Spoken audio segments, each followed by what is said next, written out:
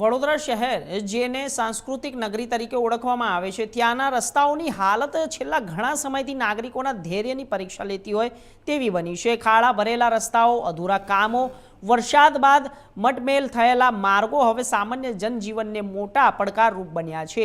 આવા દૂરદર્શીઓ સામે નાગરિકોએ અદ્ભુત પ્રતિક્રિયાઓ આપી છે। શહેરના મેયર અને મ્યુનિસિપલ કમિશનર વિરુદ્ધ પોસ્ટર લગાવીને વિધાનાત્મક વિરોધ નોંધાવ્યો છે। શહેરના અનેક વિસ્તારોમાં શહેરના જવાબદાર અધિકારીઓના ફોટાવાળા પોસ્ટરો સાથે લખ્યું હતું કે હું સંકલ્પ કરું છું કે વડોદરાનો ખડોદરા બનાવીશ। વિરોધ દ્વારા નાગરિકોને પોતાની નારાજગી શાંતિપૂર્ણ અને સર્જનાત્મક રીતે વ્યક્ત કરી હતી।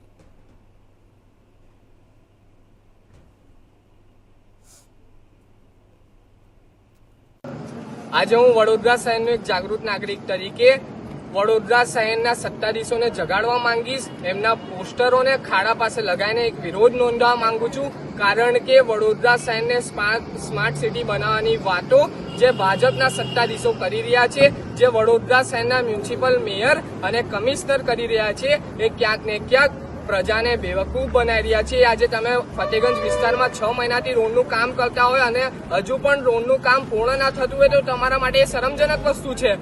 આજે તમે જોઈ શકશો કે ફતેગંજ વિસ્તારમાં 6 મહિનાથી વન વે રોડ ચાલે છે, લોકોને કેટલી હાલાકી ભોગવવામાં આવી છે એ મેયર કે મ્યુનિસિપલ કમિશનરને દેખાવામાં નથી આવતું। તો આજે હું તમારો પોસ્ટર લગાવીને વિરોધ નોંધાવીશ અને તાત્કાલિક ધોરણે આ ફતેગંજ વિસ્તારનો રોડ અને વડોદરા શહેરના તમામ ખાડાઓને પૂરવામાં આવે એવી માંગણી પણ કરીશ, કારણ કે વડોદરા શહેરની પ્રજાએ ભાજપ સરકારને ખોબે ખોબે ભરીને વોટ આપ્યા છે, તો એ વોટ તમને કામ કરવા માટે આપ્યા છે, નહીં કે પ્રજાના પૈસાએ તમને લહેર કરવા માટે આપ્યા છે। તો હું બીજી અપીલ વડોદરા વાસીઓને પણ કરીશ કે તમે તમારા ઘરની આસપાસ જેટલા પણ ખાડા પડતા હોય એ તમામ જગ્યાએ એમનો બેનર લગાવીને વિરોધ નોંધાવો, કારણ કે આ ભાજપના સત્તાધીશો અને મ્યુનિસિપલ મેયર અને કમિશનર ક્યાંક ને ક્યાંક ઊંઘમાં બેસી ગયા છે। એમને ઊંઘમાંથી જગાડવા માટે આવો વિરોધ તમે રોજ પર રોજ કરતા રહો, કારણ કે આ રોડ રસ્તાઓને લઈને અકસ્માત દિવસેના દિવસે વધતું જાય છે।